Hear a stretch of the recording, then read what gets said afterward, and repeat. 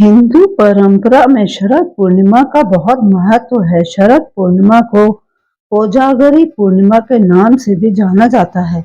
आइए जानते हैं साल 2024 में शरद पूर्णिमा कब है और इसका क्या महत्व है।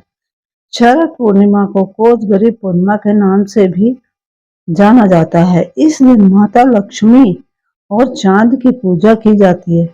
ऐसी मान्यता है कि शरद पूर्णिमा के दिन माता लक्ष्मी धरती लोक पर आती है और अपने भक्तों का भंडार भरती है। शरद पूर्णिमा का त्योहार हर जगह पर अलग अलग रूप में मनाया जाता है। शरद पूर्णिमा के दिन चांद अपनी 16 कलाओं से परिपूर्ण होता है। इस दिन चांद की रोशनी में खीर का भोग लगाया जाता है। ऐसी मान्यता है कि उस खीर का भोग लगाने से खीर में सकारात्मक ऊर्जा आती है। आइए जानते हैं साल 2024 में शरद पूर्णिमा कब है। शरद पूर्णिमा 2024 में 16 अक्टूबर को मनाई जाएगी। इस दिन शरद पूर्णिमा तिथि सुबह 8 बजे से शुरू होकर और इसका समापन 17 अक्टूबर की शाम 5 बजे होगा। इस दिन शाम के समय में पूजा करना शुभ होगा। पौराणिक कथाओं के अनुसार शरद पूर्णिमा को शीत ऋतु की शुरुआत मानी जाती है। शरद पूर्णिमा की रात्रि बहुत सुंदर होती है। ऐसा माना जाता है कि शरद पूर्णिमा की रात को अमृत बरसता है। यही वजह है कि लोग रात को आसमान के नीचे बर्तन में खीर रखते हैं और अगली सुबह स्नान के बाद इसे खाते हैं। यह भी माना जाता है कि इस वस्तु को चांदी के पात्र में रखना चाहिए। इस दिन खीर खाने से सकारात्मक ऊर्जा आती है। शरद पूर्णिमा के दिन लक्ष्मी की पूजा करने से धन की वर्षा होती है। शरद पूर्णिमा की कथा माँ लक्ष्मी और श्री हरि की इसी कृपा को प्राप्त करने के लिए एक साहूकार की दोनों बेटियां हर पूर्णिमा को व्रत किया करती थी। इन दोनों बेटियों में बड़ी बेटी पूर्णिमा का व्रत पूरे विधि विधान से और पूरा व्रत करती थी। वहीं छोटी बेटी व्रत तो करती थी लेकिन नियमों को आडंबर मानकर उनकी अनदेखा करती थी। विवाह योग्य होने पर साहूकार ने अपने दोनों बेटियों का विवाह कर दिया। बड़ी बेटी के घर समय पर स्वस्थ संतान का जन्म हुआ। संतान का जन्म छोटी बेटी के घर भी हुआ लेकिन उसकी संतान पैदा होते ही दम तोड़ देती थी। 2-3 बार ऐसा होने पर उसने एक ब्राह्मण को बुलाकर अपनी व्यथा कही और धार्मिक उपाय पूछा। उसकी सारी बात सुनकर और कुछ प्रश्न पूछने के बाद ब्राह्मण ने उससे कहा कि तुम पूर्णिमा का अधूरा व्रत करती हो, इस कारण तुम्हारा व्रत फलित नहीं होता और तुम्हारे अधूरे व्रत का दोष लगता है। ब्राह्मण की बात सुनकर छोटी बेटी पूर्णिमा ने व्रत पूरे विधि विधान से करने का निर्णय लिया लेकिन पूर्णिमा आने से पहले ही उसने एक बेटे को जन्म दिया। जन्म लेते ही बेटे की मृत्यु हो गई।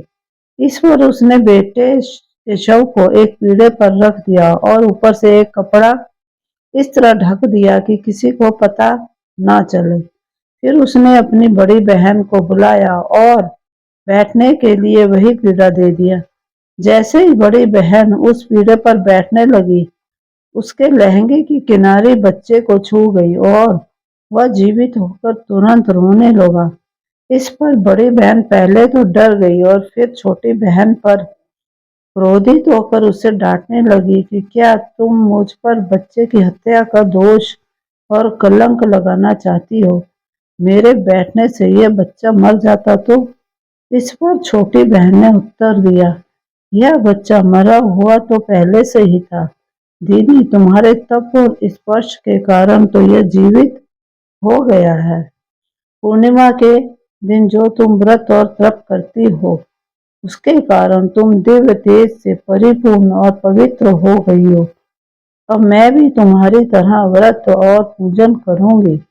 इसके बाद उसने पूर्णिमा व्रत विधि पूर्वक किया और इस व्रत के महत्व और फल का पूरे नगर में प्रचार किया। जिस प्रकार माँ लक्ष्मी और श्री हरि ने साहूकार की बड़ी बेटी की कामना पूर्ण कर सौभाग्य प्रदान किया, वैसे ही हम पर भी कृपा करे। शरद पूर्णिमा पूजा विधि: सुबह स्नान के बाद घर के मंदिर की सफाई करें। ध्यान पूर्वक माता लक्ष्मी और श्री हरि की पूजा करें। फिर गाय के दूध में चावल की खीर बनाकर रख लें। लक्ष्मी माता और भगवान विष्णु की पूजा करने के लिए लाल कपड़ा या पीला कपड़ा चौकी पर बिछाकर माता लक्ष्मी और भगवान विष्णु की प्रतिमा इस पर स्थापित करें। तांबे अथवा मिट्टी के कलश पर वस्त्र से ढकी हुई लक्ष्मी जी की स्वर्णमयी मूर्ति की स्थापना कर सकते हैं। भगवान की प्रतिमा के सामने घी का दीपक जलाएं, धूप करें। इसके बाद गंगा जल से स्नान कराकर अक्षत और रोली से तिलक लगाएं। तिलक करने के बाद मीठे सफेद या पीली मिठाई से भोग लगाएं। लाल या पीले पुष्प अर्पित करें। माता लक्ष्मी को गुलाब का फूल अर्पित करना विशेष फलदायी होता है। शाम के समय चंद्रमा निकलने पर मिट्टी के 100 दिए या अपनी सामर्थ के अनुसार दिए गाय के शुद्ध घी से जलाएं। इसके बाद खीर को कई छोटे बर्तनों में भरकर छलनी से ढककर चंद्रमा की रोशनी में रख दें। फिर पूरी रात तड़के 3 बजे तक। इसके बाद ब्रह्मा मुहूर्त शुरू हो जाता है। जागते हुए विष्णु सहस्त्र नाम का जप, श्री सूक्त का पाठ, भगवान श्री कृष्ण की महिमा, श्री कृष्ण मधुराष्टकम का पाठ और कनक धारा स्तोत्र का पाठ करना चाहिए। पूजा की शुरुआत में भगवान गणपति की आरती अवश्य करें। अगली सुबह ब्रह्मा मुहूर्त में स्नान करके उस खीर को माँ लक्ष्मी को अर्पित करें। वह प्रसाद रूप में वह खीर घर परिवार के सदस्यों में बांट दें। इस प्रकार जगत पालक और ऐश्वर्य प्रदायिनी की पूजा करने से सभी मनवांछित कार्य पूरे होते हैं। साथ ही